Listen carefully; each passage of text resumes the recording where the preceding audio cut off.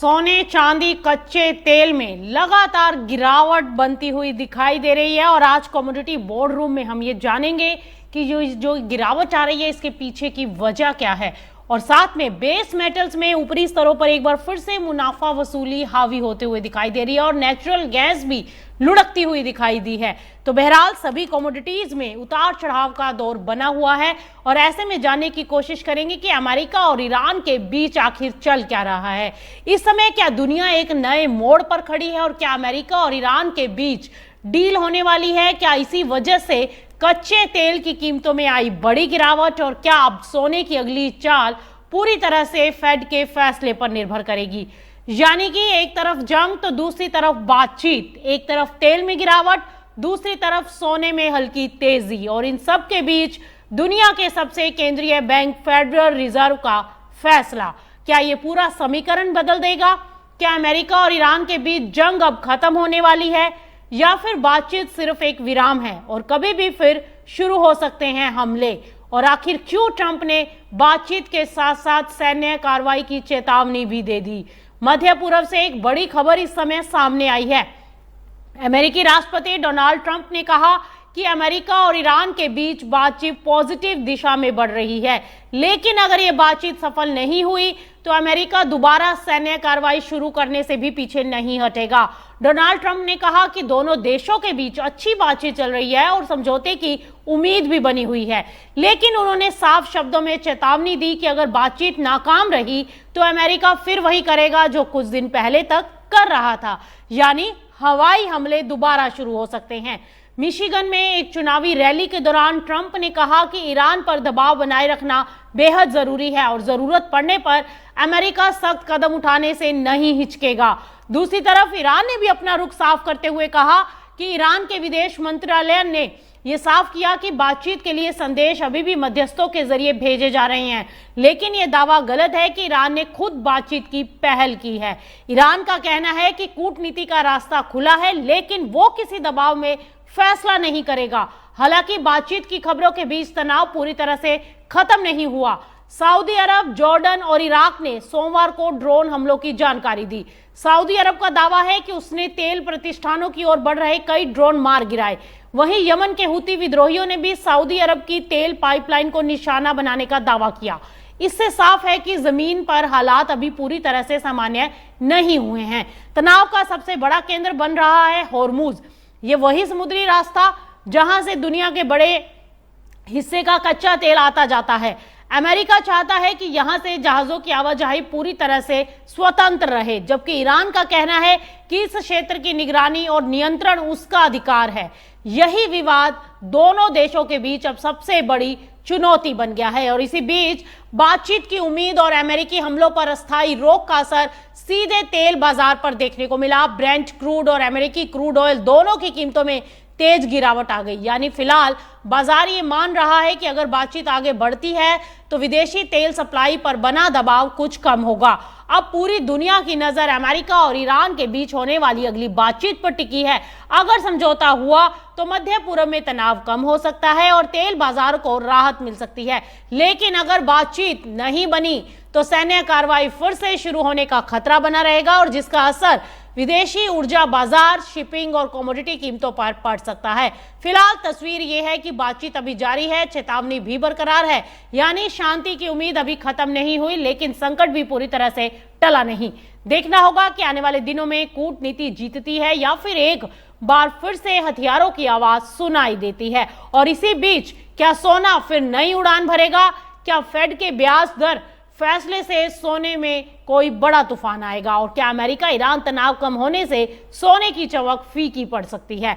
क्योंकि इस समय सोने की कीमतों में हफ्ते की शुरुआत हल्की तेजी के साथ हुई, लेकिन बाजारों की असली नजर अब सिर्फ एक खबर पर टिकी है और वो है अमेरिकी फेडरल रिजर्व की ब्याज दर बैठक। यही बैठक में लिया गया फैसला ये तय करेगा कि आने वाले दिनों में सोना नई ऊंचाई छुएगा या फिर उसमें मुनाफा वसूली का दबाव बढ़ेगा। क्योंकि सोमवार को हमने देखा अंतर्राष्ट्रीय बाजारों में स्पॉट गोल्ड में तेजी देखने को मिली, वहीं फ्यूचर्स में भी बाजारों में रिकवरी आती दिखाई दी और ये तेजी ऐसे समय में देखने को मिली जब अमेरिका और ईरान के बीच सैन्य तनाव में फिलहाल कुछ नरमी देखने को मिली। अमेरिका और ईरान के बीच हमलों पर फिलहाल विराम लगने से कच्चे तेल की कीमतों में गिरावट बढ़ गई। जब तेल सस्ता होता है तो महंगाई बढ़ने का दबाव भी कम होता है और इसी वजह से बाजार में रिस्क की धारणा बदलती है और सोने में सीमित खरीदारी देखने को मिलती है। हालांकि निवेशक अभी बड़े दाव लगाने से बच रहे हैं और इस हफ्ते सबसे बड़ा इवेंट है और वो है अमेरिकी फेडरल रिजर्व की बैठक। बाजार का अनुमान है कि फेड इस बार ब्याज दरों में कोई बदलाव नहीं करेगा। हालांकि कुछ इन्वेस्टर को अब भी दरें बढ़ने की उम्मीद है। अगर फेड सख्त रुख अपनाते हैं और आगे ब्याज दरें बढ़ाने के इशारा देते हैं तो आने वाले समय में सोने पर दबाव बढ़ेगा, लेकिन अगर फेड ने नरम रुख दिखाया तो सोने को मजबूत सपोर्ट मिलेगा। सिर्फ ब्याज दर का फैसला ही नहीं बल्कि इन्वेस्टर की नजर फेड चेयरमैन केविन वॉश की प्रेस कॉन्फ्रेंस पर भी है। बाजार ये जानना चाहेगा कि फेड महंगाई को लेकर कितना चिंतित है और आगे की मॉनेटरी पॉलिसी कैसी रहने वाली है। और इस हफ्ते अमेरिका की दूसरी तिमाही की जीडीपी रिपोर्ट और पीसीई इन्फ्लेशन के आंकड़े भी जारी होंगे। पीसीई वही महंगाई सूचकांक है जिस पर फेड सबसे ज्यादा ध्यान देता है। अगर ये आंकड़े उम्मीद से ज्यादा मजबूत आ गए तो ब्याज दरें लंबे समय तक ऊंची रहेंगी, जिसका असर सोने पर पड़ेगा और फिलहाल सोना सीमित दायरे में कारोबार करता दिखाई दे रहा है। फेड के फैसले से पहले बाजारों में उतार चढ़ाव बढ़ सकता है, इसलिए निवेशकों के लिए जल्दबाजी से बचना और फेड के फैसले का इंतजार करना ज्यादा बेहतर रणनीति इस समय हो सकती है।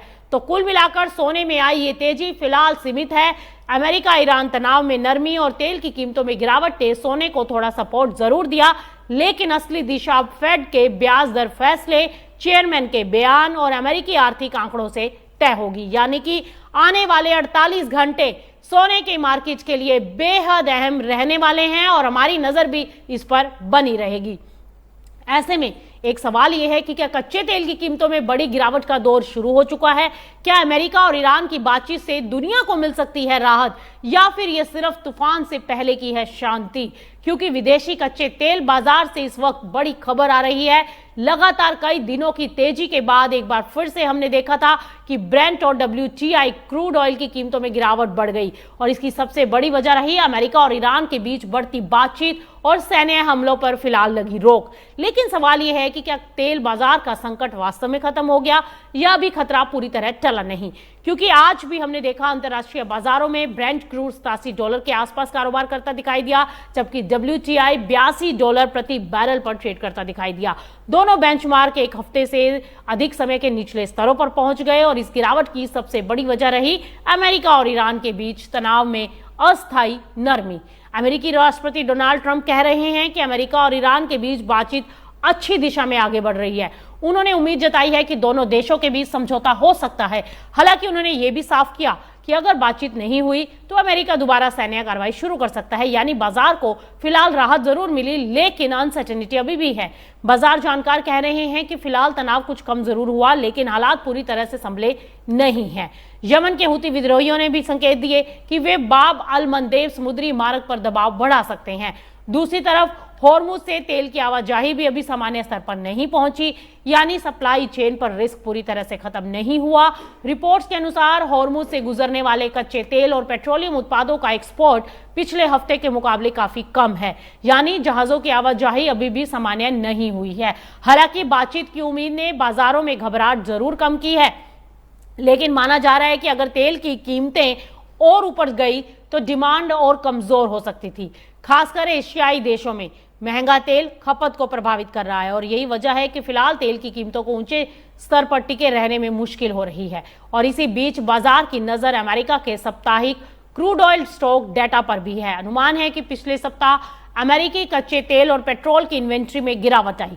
अगर यह अनुमान सही साबित होता है तो तेल की कीमतों को फिर से कुछ सपोर्ट मिल सकता है और अगर अमेरिका और ईरान के बीच समझौता आगे बढ़ता है और तेल की सप्लाई सामान्य होती है तो कच्चे तेल की कीमतों में नरमी आ सकती है और इसका सीधा फायदा उन देशों को होगा जो बड़ी मात्रा में कच्चा तेल इंपोर्ट करते हैं, जिनमें भारत भी शामिल है। लेकिन अगर बातचीत टूटी या मिडल ईस्ट में फिर तनाव बढ़ा तो तेल की कीमतें एक बार फिर से नई ऊंचाई छू सकती हैं। तो कुल मिलाकर फिलहाल बाजार राहत की सांस जरूर ले रहा है, लेकिन ये टेम्परेरी राहत होगी या नहीं, इसका जवाब आने वाले कुछ दिनों में अमेरिका और ईरान की बातचीत तय करेगी। यानी फिलहाल तेल बाजार की अगली चाल पूरी तरह से जियोपॉलिटिकल टेंशन पर टिकी हुई है। चलिए अब रुक करते हैं बेस मेटल का, क्योंकि कॉपर में लौटी तेजी, क्या अब और बढ़ जाएंगे इसके दाम? ये भी एक सवाल है। बेस मेटल बाजार से इस वक्त खबर आ रही है कि कॉपर की कीमतों में एक बार फिर से तेजी आ सकती है। अमेरिका और ईरान के बीच सैन्य तनाव कम होने और विदेशी आर्थिक चिंताओं में राहत मिलने से बाजार का सेंटीमेंट थोड़ा मजबूत हो गया है। बाजार की नजर अब अमेरिकी फेडरल रिजर्व की आगामी मौद्रिक नीति बैठक पर टिकी है। फिलहाल उम्मीद की जा रही है कि फेड ब्याज दरों में कोई बदलाव नहीं करेगा। सीएमई फेड वॉच टूल के अनुसार करीब 63.7% संभावना है कि फेड ब्याज दरों को मौजूदा स्तर पर ही बरकरार रखेगा। ऐसे में निवेशक अब फेड की भविष्य की नीति और उसके संकेतों का इंतजार कर रहे हैं, क्योंकि इसका असर बेस मेटल बाजार पर भी पड़ सकता है। कॉपर की कीमतों को एक और बड़ा सहारा विदेशी सप्लाई की कमी से मिला है। दरअसल अमेरिका में रिफाइंड कॉपर पर संभावित टैरिफ लागू होने की आशंका के चलते ट्रेडर्स पहले से ही शिपमेंट बढ़ा रहे हैं, जिससे अमेरिका के बाहर उपलब्ध कॉपर की मात्रा कम हो गई है। दूसरी ओर चीन से भी कॉपर की मजबूत डिमांड के संकेत मिल रहे हैं। जून महीने में चीन का रिफाइंड कॉपर आयात 2,81,307 टन पर पहुंचा, जो पिछले 9 महीने का सबसे ऊपरी स्तर रहा। यह आंकड़ा बताता है कि चीन में इंडस्ट्रियल गतिविधियां और कॉपर की डिमांड कितनी मजबूत है। वहीं सप्लाई की बात करें तो शेफे की निगरानी वाले गोदामों में कॉपर का स्टॉक पिछले सप्ताह करीब 13% लुढ़कर 69,610 टन रह गया, जो फरवरी 2024 के बाद का सबसे निचला स्तर है। एलएमई के गोदामों में भी कॉपर का स्टॉक मार्च के बाद के सबसे निचले स्तरों पर पहुंच गया। कम होती इन्वेंट्री भी कीमतों को अब सपोर्ट दे रही है। और उधर दुनिया के सबसे बड़े कॉपर उत्पादक देशों में शामिल चिली ने वर्ष 2026 के लिए कॉपर की एवरेज कीमत का अनुमान बढ़ाकर $5.90 प्रति पाउंड कर दिया। हालांकि देश की प्रमुख खदानों कोडेल्को, एस्कोंडिडा और कोलाहुआसी में उत्पादन में गिरावट दर्ज की गई है, जिससे सप्लाई को लेकर चिंताएं बन गई हैं। हालांकि इंटरनेशनल कॉपर स्टडी ग्रुप यानी ICSG की रिपोर्ट के अनुसार अप्रैल में विदेशी बाजार में कॉपर की कमी के बाद मई में 18,000 टन का सरप्लस दर्ज किया गया। यानी सप्लाई की स्थिति में कुछ सुधार जरूर हुआ, लेकिन डिमांड अभी भी मजबूत है। इसके अलावा चीन सरकार ने अपने वार्षिक आर्थिक विकास लक्ष्य को हासिल करने के लिए अतिरिक्त वित्तीय सहायता देने का संकेत दिया। इससे इंफ्रास्ट्रक्चर और मैन्युफैक्चरिंग गतिविधियों में तेजी आने की उम्मीद बढ़ी, जो आगे चलकर कॉपर की मांग को और मजबूत कर सकती है। तो कुल मिलाकर फिलहाल कॉपर बाजार को जियोपॉलिटिकल तनाव में कमी, मजबूत चीनी मांग, घटती इन्वेंट्री और संभावित आर्थिक प्रोत्साहन का सहारा मिला है। हालांकि आने वाले दिनों में फेडरल रिजर्व का फैसला और वैश्विक सप्लाई की स्थिति कॉपर की अगली चाल तय करेगी। बेस मेटल बाजार से जुड़ी बड़ी खबर एल्युमिनियम को लेकर भी आ रही है, क्योंकि एल्युमिनियम की कीमतों में गिरावट दर्ज की गई और भाव 341 रुपए के आसपास पहुंच गए, डॉलर के आसपास। और इस गिरावट की सबसे बड़ी वजह मिडिल ईस्ट में कम होता जियोपॉलिटिकल तनाव और सप्लाई को लेकर बड़ी राहत मानी जा रही है। दरअसल अमेरिका और ईरान के बीच तनाव कम होने से बाजार में यह भरोसा बढ़ गया कि ऊर्जा और धातु की वैश्विक सप्लाई फिलहाल प्रभावित नहीं होगी। इसके साथ ही हॉर्मुज से शिपिंग दोबारा सामान्य होने की उम्मीद ने भी एल्युमिनियम की कीमतों पर दबाव बनाया। इतना ही नहीं, एमिरेट्स ग्लोबल एल्युमिनियम की अल लवीलाहा एल्यूमिना रिफाइनरी करीब 3.5 महीने बाद फिर से शुरू हो गई और इससे बाजार को अतिरिक्त सप्लाई मिलने की उम्मीदें बढ़ गई और कीमतों में नरमी देखने को मिली। हालांकि गिरावट के बावजूद एल्युमिनियम बाजार को मजबूत फंडामेंटल का सहारा मिला। चीन के राष्ट्रीय सांख्यिकी ब्यूरो के अनुसार इस साल की पहली 6 माही में देश के एल्युमिनियम स्मेल्टिंग उद्योग का मुनाफा 117% से ज्यादा बढ़ा है। हालांकि डाउनस्ट्रीम सेक्टर में मौसमी सुस्ती और घरेलू डिमांड में नरमी के कारण कीमतों में बड़ी तेजी फिलहाल नहीं दिखाई दी। सप्लाई की स्थिति पर नजर डालें तो शंघाई फ्यूचर एक्सचेंज यानी शेफे में एल्युमिनियम का स्टॉक पिछले हफ्ते 4.4% घटा। वहीं एलएमई में इन्वेंट्री घटकर 2,71,275 मीट्रिक टन पहुंची, जो 1998 के बाद का सबसे निचला स्तर है। उधर ऑस्ट्रेलिया की प्रमुख कंपनी एल्कोआ ने परिचालन बाधाओं के चलते 2026 के एल्यूमिना उत्पादन अनुमान में 2 से 3 लाख टन की कटौती कर दी। इससे आने वाले समय में विदेशी सप्लाई पर असर पड़ सकता है। जून महीने में विदेशी प्राइमरी एल्यूमिनियम उत्पादन सालाना आधार पर 1.5% घटकर 5.98 मिलियन टन रहा। वहीं चीन ने जून में रिकॉर्ड 7,11,000 टन एल्यूमिनियम का एक्सपोर्ट किया, जो मई के मुकाबले 12.5% ज्यादा है। दूसरी ओर चीन का आयात 17.5% घटा, जिससे साफ है कि घरेलू बाजार में विदेशी धातु की मांग कमजोर है। कहा जा रहा है कि फिलहाल बाजार में सप्लाई और डिमांड के बीच बैलेंस है। हालांकि डेटा सेंटर और इंफ्रास्ट्रक्चर प्रोजेक्ट से बढ़ती मांग आने वाले सालों में एल्यूमिनियम को सपोर्ट दे सकती है।